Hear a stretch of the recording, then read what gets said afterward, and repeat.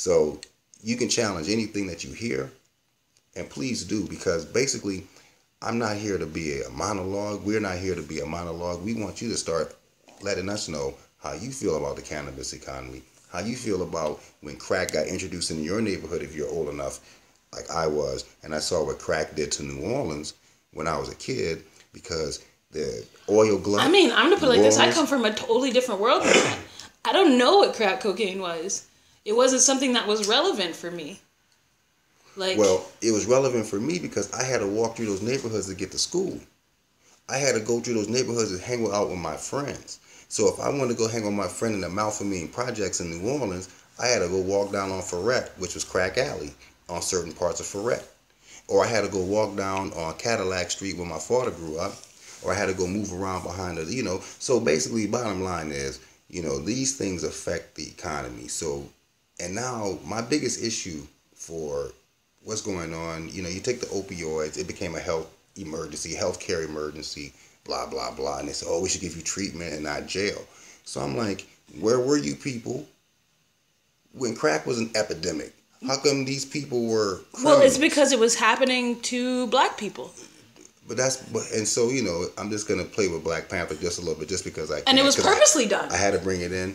Hey, Wakanda, how come you ain't come pick us up, man? You had all that technology, and nobody could have sent a ship over here to come pick up all the slaves. But I mean, we can talk about it because, that, there's also a divide. There's a divide between the not elite black people. There's a divide because for me, I'm coming from an Ivy Tower experience, right? I started off in the hood, but eventually got to an Ivy Tower experience by the time my personality was being developed. Mm-hmm. I entered Ivy League at 15. Right. So for me, it's coming with a totally different viewpoint on that. And there is a great divide between those who are currently in the hood and live that culture. Right. And the divide between those of us who kind of been sent away to an ivory tower. And I mean, that was almost purposely done within the community also. Why were they sending them away? Because they needed a talented tent. Because you got people, we have no leaders. Well, if one person wakes up, they wake up everybody else. We got no leaders. I mean, right now, if we had any leaders in America for black and brown, we wouldn't have all this profiling, stop and frisk to find weed. Well, of course not. I mean, this is all games. So my thing is, if the leaders are making deals and they're selling us out, they got the technology, but they still won't help us. They got the technology, so we got to help ourselves. So the cannabis economy, and this is where I'm just bringing this all. And I mean, we're just not making this a black thing because we know that a lot of you listeners are definitely Caucasian. It's an overstanding. It doesn't see black and brown are all about colors aren't people.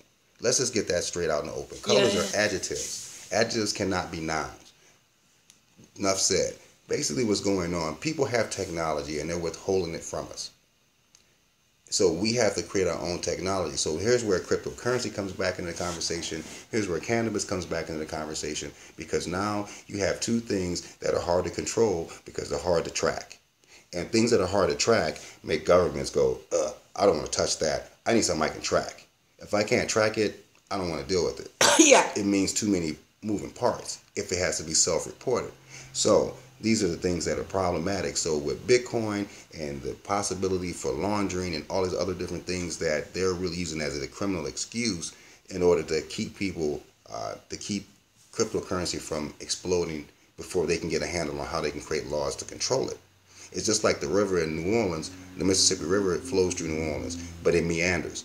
But to stop the river from meandering, the Army Corps of Engineers has done some Army Corps of Engineer tricks. Yes. And this is what causes flooding. And this is what causes different other things that happen as a result of Army Corps of Engineers having great ideas. So the great idea of America right now to stop the flow of the naturally meandering cryptocurrency is to try to put laws in it to keep it blocked in so they can have something they can track. They can have something that they can qualify.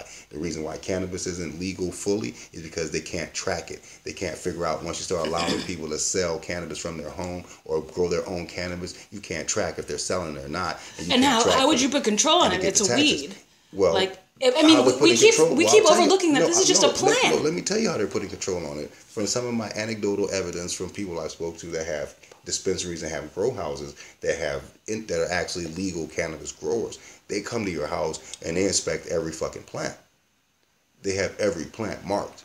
Every plant is marked. So here's the thing. If we're that understanding, we can make that much effort to put a mark on a plant. Why can't we give kids good health care? Why can't we feed them? Because that's not... There's no money in it. Exactly. My point exactly. Because there's no money in it. But if you want kids to get their antibiotics, just let them eat chicken. There's plenty of antibiotics in that. That's wow. Wow, hardcore. Oops, my bad. Hardcore. Sorry, chicken industry. Don't send me any letters and letters. But you can send me good fried chicken. I'm from New Orleans. I got hot sauce. Yeah. If you got good fried chicken shit, let them know. Make sure it's not that GMO bird. And quick shout out to our sponsor, Rasta Teas. I put that shit on everything. Bro. Make sure you stop by www.rastateas.com. Look for my sauce, the Voodoo Spice Sauce. Now let's back to the conversation. I forgot we got to shout out the sponsors once in a while. Gotta pay bills. Gotta pay the bills. Gotta eat good food because Rasta Teas provides some really good sauce. So, I appreciate those guys out there.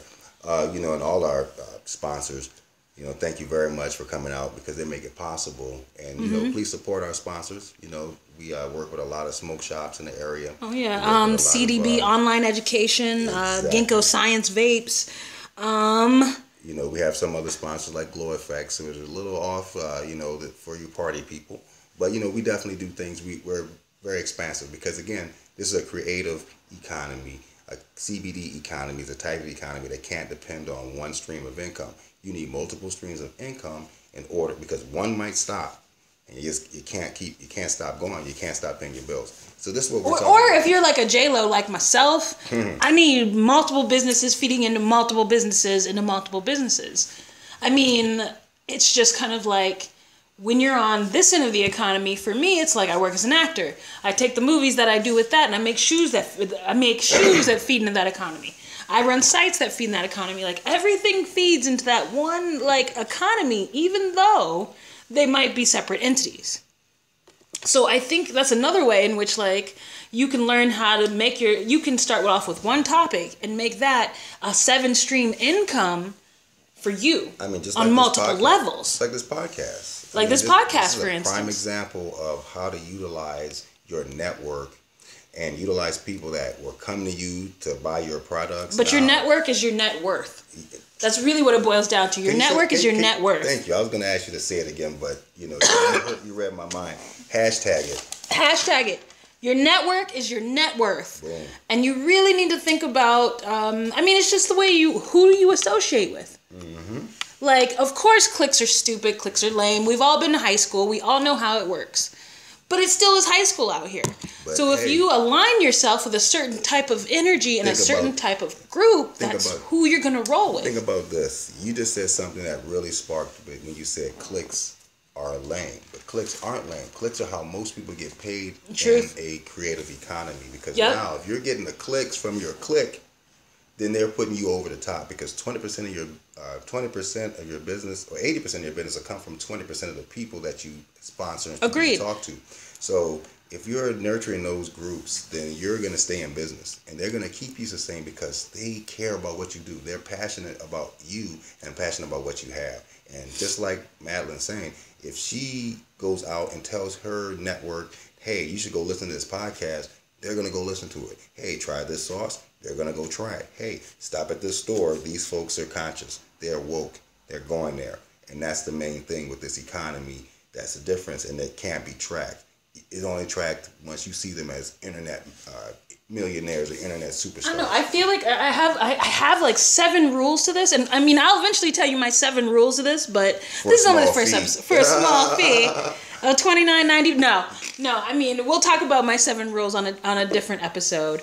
But just for me as a business owner who's just kind of now taking the marketing, taking the art, taking the acting, taking the career into a more, into parts in and out of the whole cannabis economy. I work with a lot of companies that are cannabis, what would be the word? Cannabis related companies now. And the number has been growing. And I've been dealing with so many cannabis related companies that I realized that I need to really get into this market myself. Mm-hmm. And especially as it being the business right now where I think the number was 39.4% women like just a few months ago, and now it's 54.3% women are fueling the ganja economy, while in the other economy, in that corporate old boy world, only 5% of women are driving the economy in that.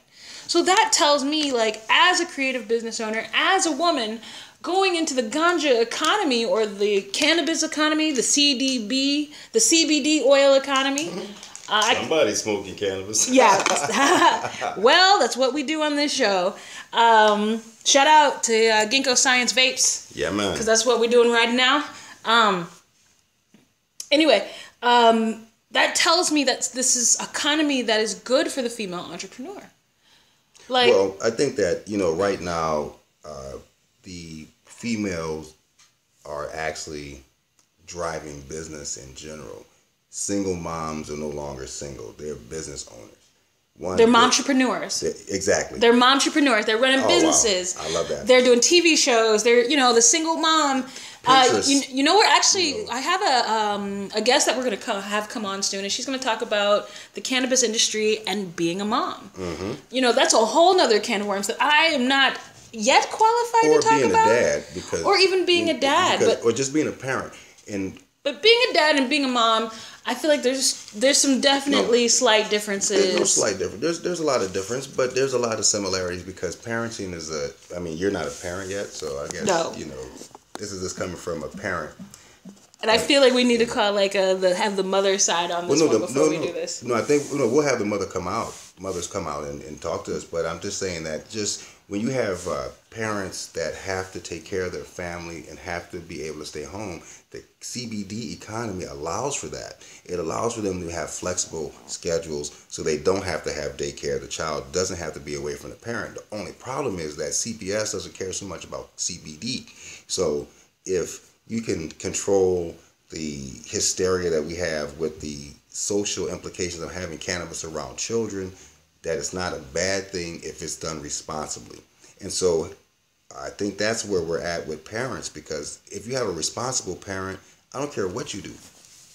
Yeah. A responsible parent's a good parent. But if you got a parent that isn't inattentive and you got cannabis, that's like having a loaded gun in your house if you're trying to keep CPS out of it. So that's compliance is once again that goes back into compliance. How would your cannabis business? That's a great topic. Let's save that for another show, because I feel like that would be a really long topic. Because how does your cannabis business affect you as a parent? And I mean, in the state you live, like that could be all over the board. In the world. And all over the world. So, I mean, that's something that I think that we should save for a larger conversation, because that's a big conversation. That'll definitely be a round 2 or, that would have to be a round 2 or 3 or 4 in that. That's a series. But we definitely, but take that instance and take that premise that, you're a parent, you've got all these different compliance issues. Because we're talking about compliance. I mean, that is the main thing that a cannabis entrepreneur, a ganjapreneur has to contend with, is that if there's not enough, if they're not in compliance and there's a raid or there's a check on their books or a check on their plans, then they're going to be in big shit. So they have to really start taking advantage of understanding the laws, getting a good attorney. If you want to put your money somewhere that you can't put in the bank, why don't you put it in a retainer? That is a really smart idea to have a Johnny Cochran in your back pocket, because the gloves shouldn't fit. I ain't smoked that shit. Mic drop. Mic drop. We out. Well, thank you for joining us on the CBD economy, and we will be back next week. My name is Madelinekarita Fleming from MKF Media Incorporated. This is Peewee Dread, 40 Out of Poverty, Dread Eye Dread. Check us out. Thanks Rasta Tees for supporting us and sponsoring us. Yep, check out Rasta Tees at www.rastatees, as in naughty tees, right? Versus the other tees. Come find us on Wix.com. Peace out. Bless.